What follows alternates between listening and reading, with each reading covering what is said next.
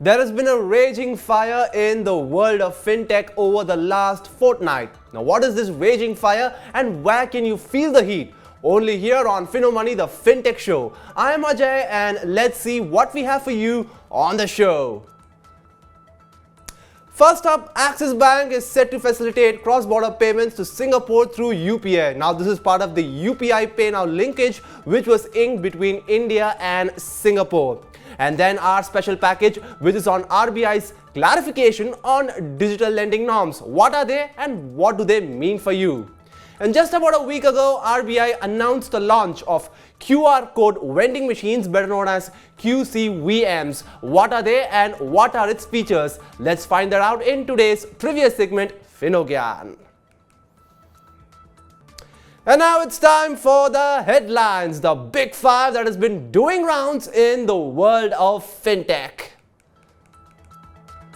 First up, the big news of the week. Cross-border transactions to Singapore can now be done on Axis Bank in real time through the UPI network. Axis Bank will be the settlement bank for all the inward remittances. And guess who's also joining this bandwagon? Well, it's SBI, that is the State Bank of India, which through its BIM SBI Pay app will facilitate both inward and outward remittances. Now, all of this follows the landmark decision this past Tuesday by India and Singapore to link their respective quick payment systems.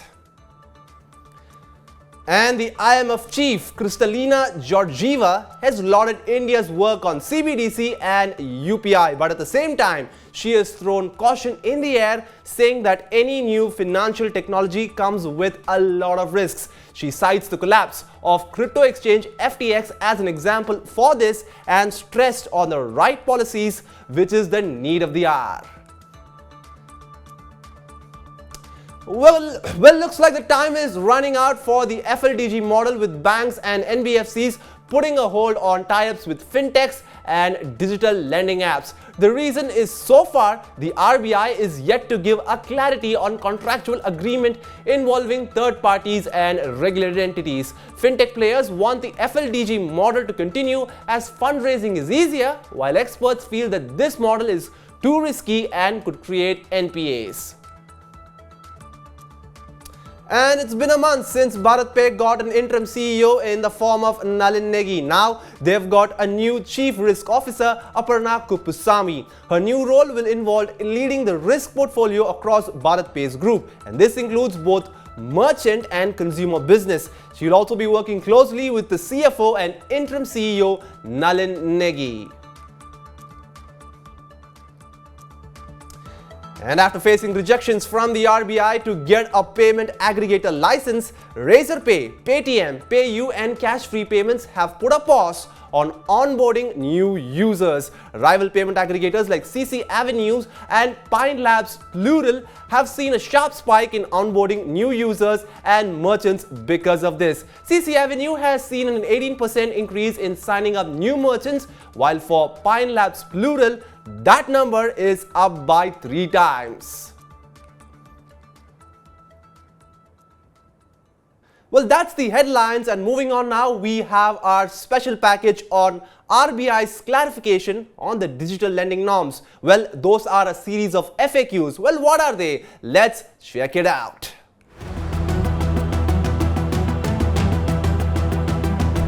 When the RBI released its digital lending guidelines back in September last year, many lending service providers, that is the LSPs and fintechs, were looking for clarity on some of the guidelines laid down by the central bank.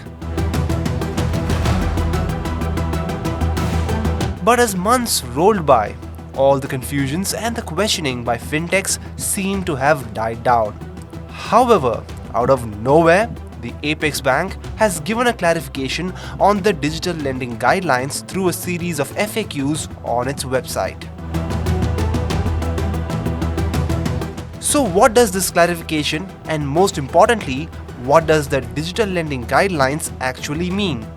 For that, you need to watch this video package very closely.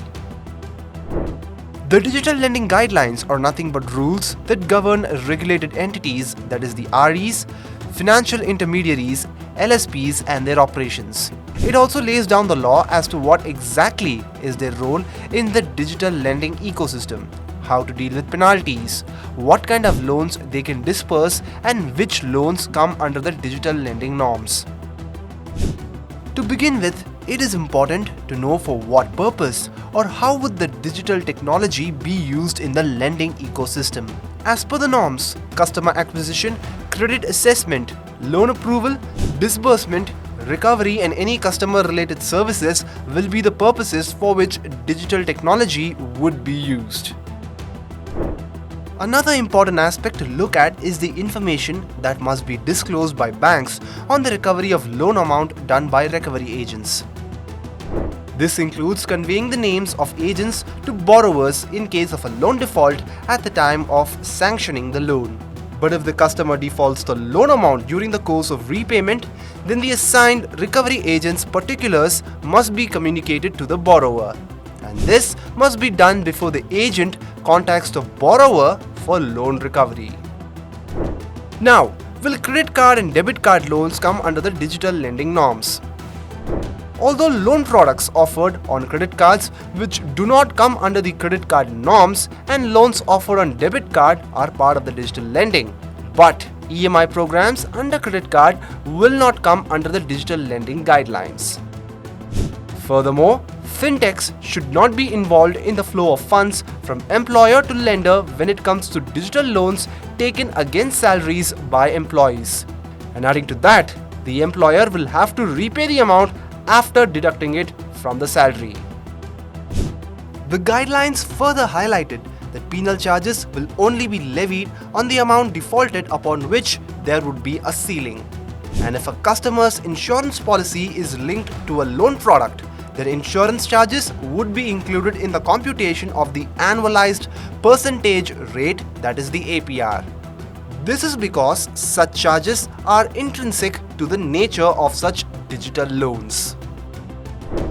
The RBI has issued these clarifications to bring more transparency to the digital lending process by making it more customer-centric and also keeping fintechs under a regulatory check.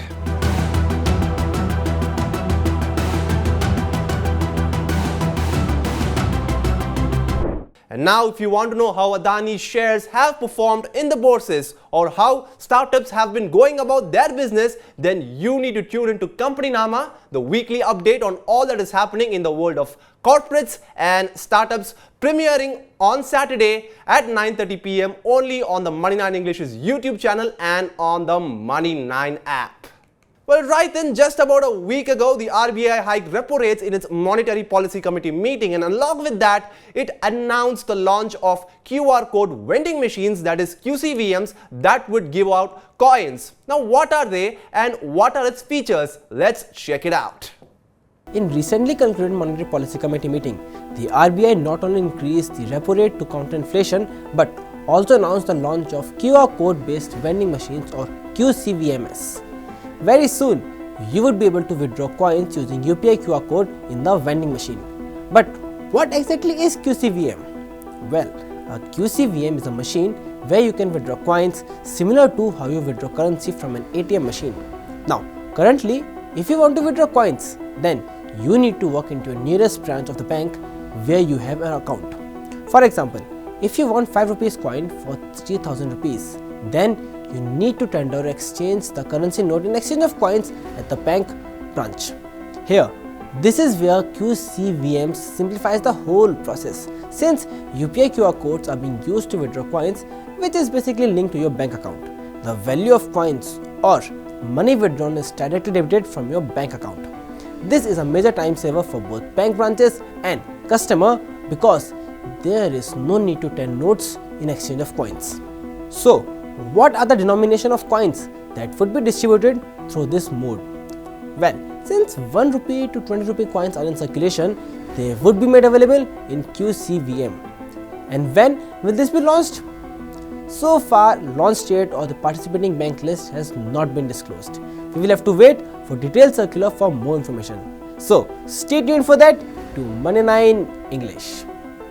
And it's time to draw curtains on another episode of Finomoney, the fintech show. Hope you really enjoyed the show. Download the Money9 app to watch Finomoney and also all other shows. And also, Finomoney will be available on Money9 English's YouTube channel. So stay tuned to that as well. Until next time, this is me Ajay signing off. Take care, goodbye and adios.